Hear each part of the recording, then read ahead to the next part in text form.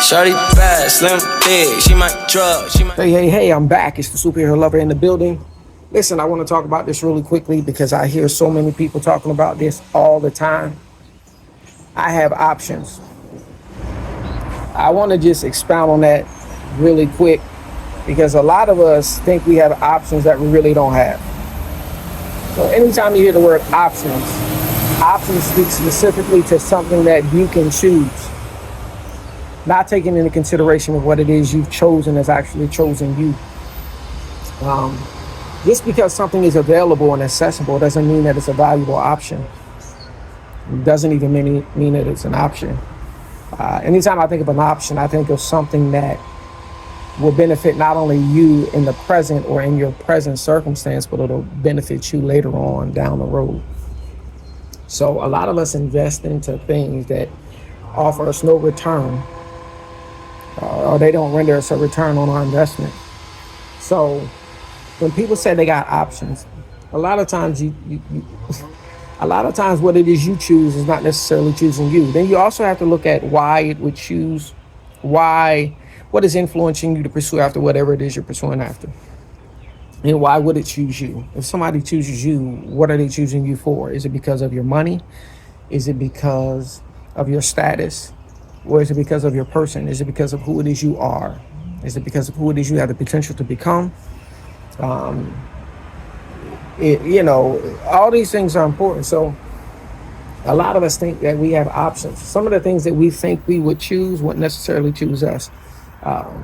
Just because it's out there doesn't mean that you can have it. And just because you obtain something, most of us are more adamant about the pursuit after what it is we desire to acquire. And once we capture it, then we don't have the maintenance or the stamina to maintain whatever it is we've, obtained. So I want us to take a different deep dive on options and understand that God is the option.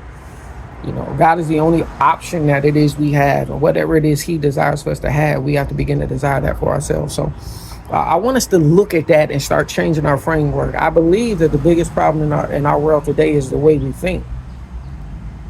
We have to change our attitude of approach towards different things the things that we've been pursuing after. We have to look at them differently, and we have to be able to measure who it is we are within the context of what it is we're looking at, and why not only is it important to us, but why we are important to it, or to them, to whoever it is. So I want you to evaluate your options, or what is you consider your options, and I want you to nullify that particular options, and I want you to say, my option. You have to understand that you're valuable, that everybody shouldn't have easy access to you, nor should you give everybody access to you, because everybody is not possessed with the ability to handle the responsibility of you. So learn how to understand that God's option is the only option. It's what's in the best interest of you while you're down here. We don't have time to waste. And I want to say this very quickly. We have to be good stewards of the opportunity that God provides us with. Your stewardship means everything. The problem is we're not good stewards with the things that God provides us with. And then what happens is we have to go through this process of recovery.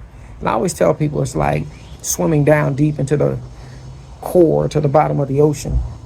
If you don't have the right apparatus, there's only a certain amount of time you have until what you've dove into begins to overtake you. Remember, we have to surrender ourselves over to the will of the water because we weren't created to live in that particular context. Well, it's important for us to understand that eventually if I go down deep and I don't have what it is I need, I can only hold my breath for so long. Eventually I'm going to have to get back to the surface. Sometimes we won't even get back to the surface, or we'll struggle just to get back to the surface. Not even understanding that God wants us to see beyond the surface that it is we're trying to get back to. Well, that's the same thing in life. Sometimes the beast in us, the monster in us, that God saw that he doesn't want us to see. Because there is a side of you that God saw, or that God has seen, that God is trying to keep you away from. And sometimes this side is what's causing us to pursue after these things that we call options.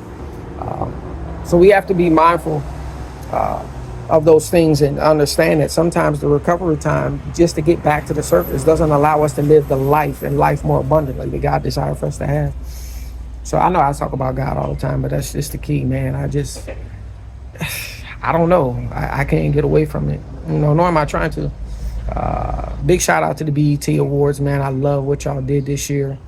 I don't know why I just threw that in there, but I just love it. I love the professionalism. I love to see. I loved it. It was very, very. That's what black people should look like.